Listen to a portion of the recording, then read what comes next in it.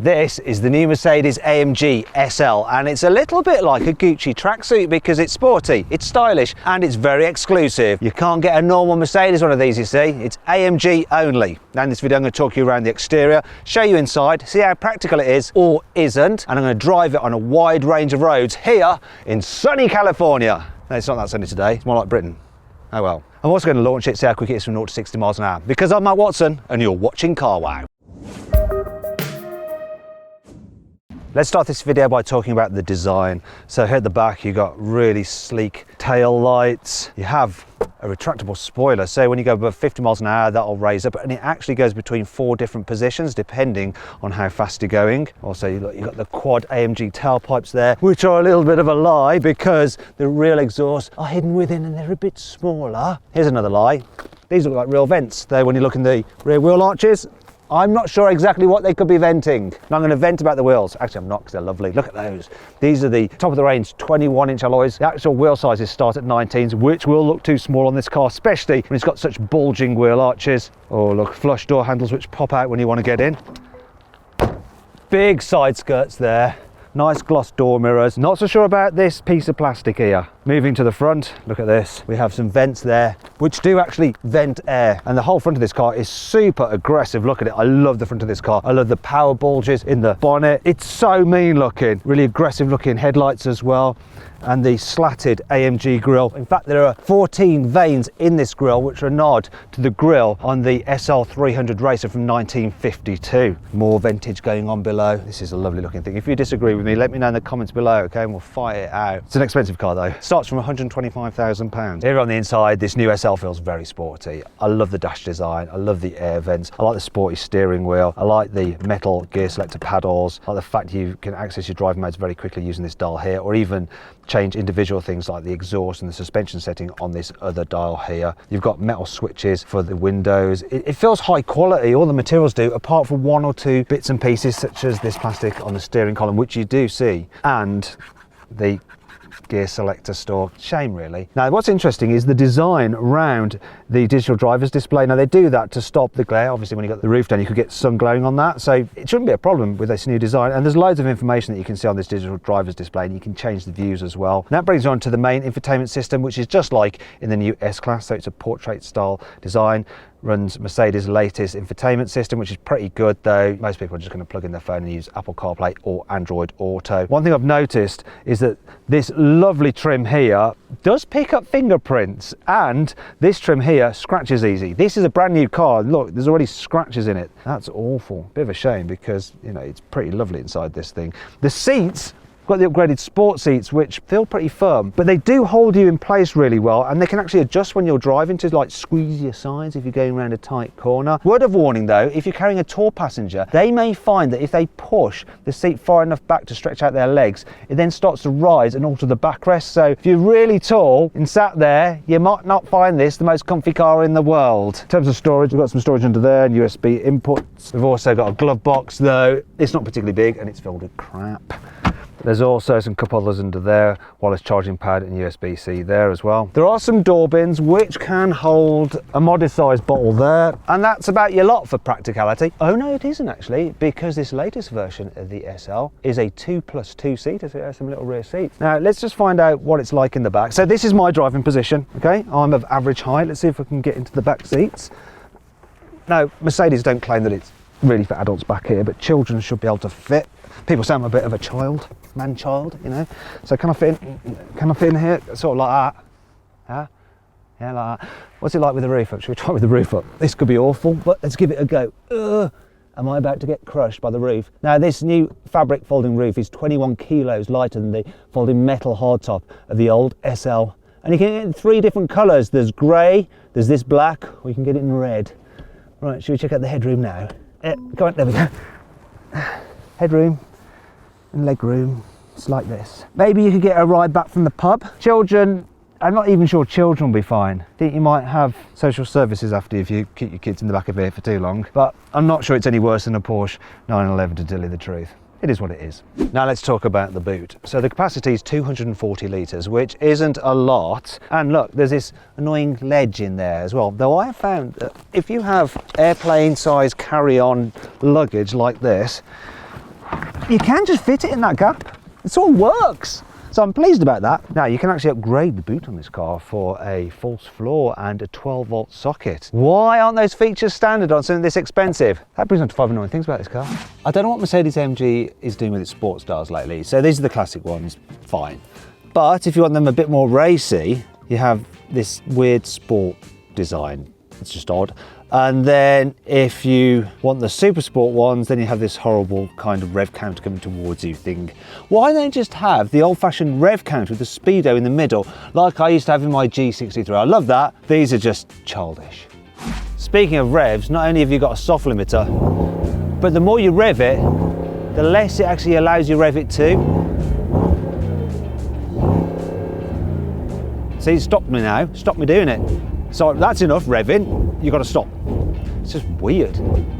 To operate the roof, you first press this button here to bring up the menu, and then you have to slide it and hold it until the roof goes all the way down or all the way up. And that's a bit hard to do with a touchscreen, much easier with a physical button.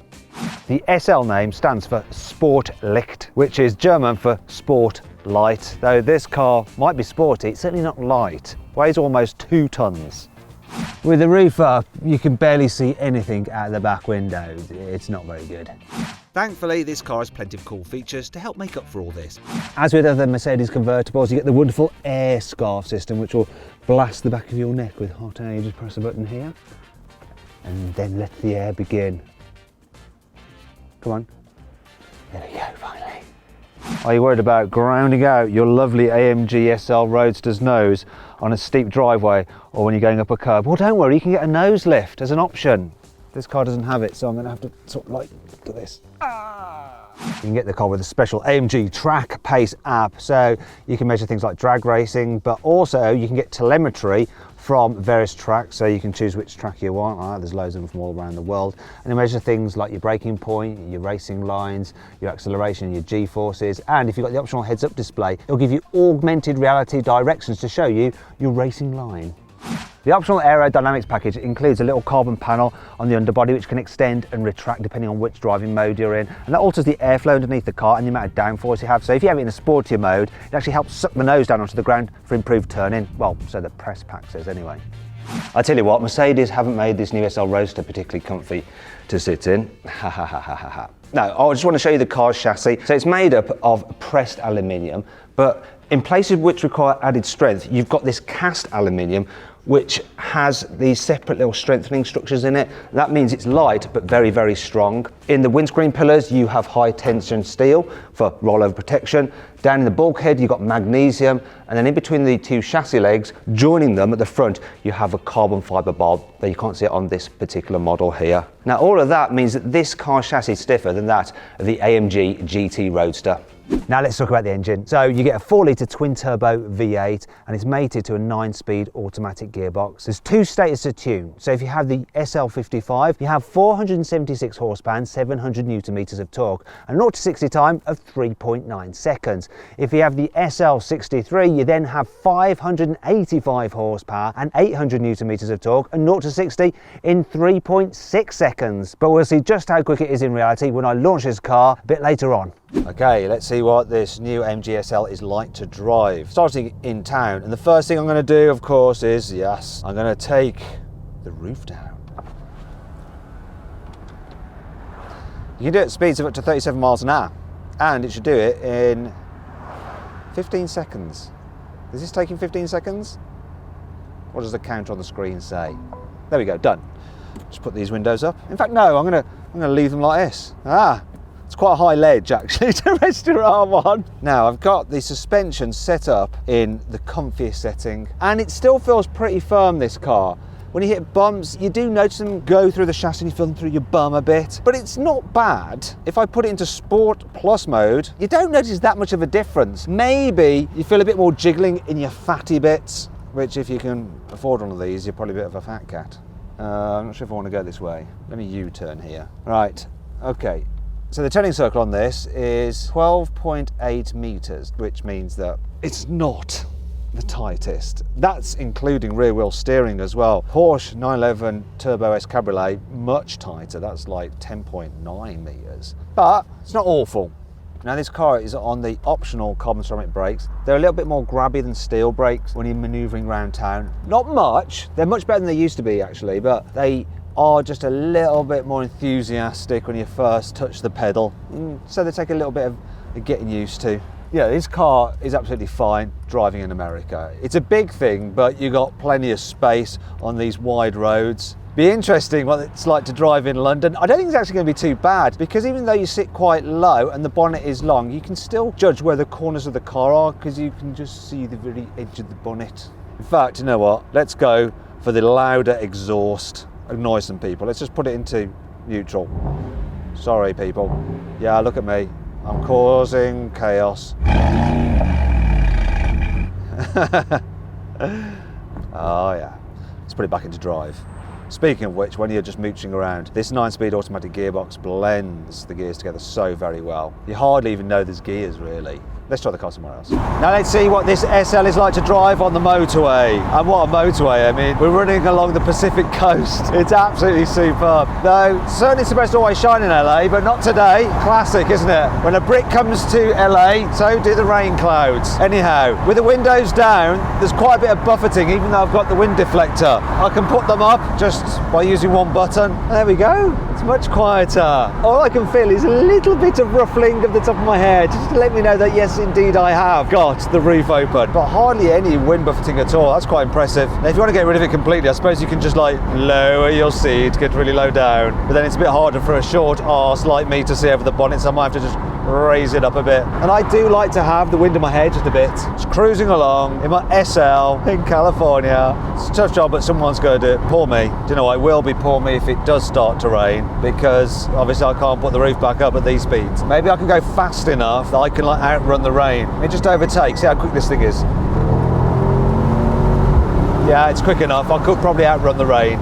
Okay, so I've got the roof up, and it does a really good job of insulating you from outside noises. Like if I had the roof down, I'd really heard his tyres on this crappy concrete they use on the American highways. One thing I am noticing though is there's quite a bit of wind buffeting and whistling from this windscreen pillar, which is a bit annoying. Another thing that's annoying are these upgraded sport seats. They're a little bit hard on your bottom. In fact, my right buttock is starting to ache a little bit. I think I'll probably go for just the normal seats if I was doing lots of miles in this car. Other than that though, pretty relaxing. In fact, I can put the auto cruise control on and it'll do all the braking, accelerating and steering for me.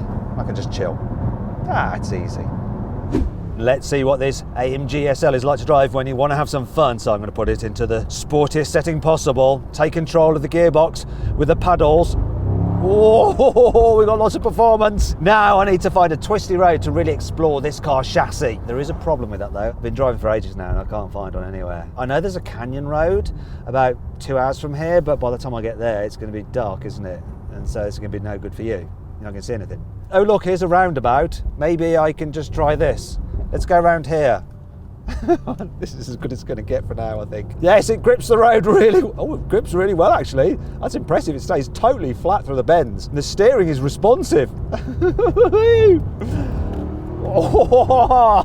And you can really fly out the turns with the four-wheel drive system. Do you know what? Based on that really limited experience, I say this car definitely feels sharper to drive than a Bentley Continental GT. However, it's not quite as sharp as a Porsche 911 Turbo convertible. Is that good enough? Have I had enough time to experience the car to really give you that verdict? Well, no, I haven't, have I? What I'm going to do, I'm going to head to this canyon road. It'll be dark by then, and if driving on the canyon road changes my mind on any of that, I will give you an update. If not, what I just said is perfectly true. Right, now let's do something else. Finally, it's time to launch this car. So this SL55 is supposed to do 0 to 60 in 3.9 seconds. What's the reality? Here goes the launch. Four-wheel drive for the win. Here we go. 0 to 60 in 3.67 seconds. Quicker than what Mercedes says.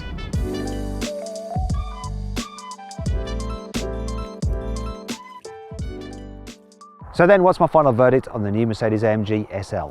Should you avoid it? Should you consider it? Should you shortlist it? Or should you just go right ahead and buy it? Well, I reckon you should shortlist it. It really is a desirable drop-top sports car.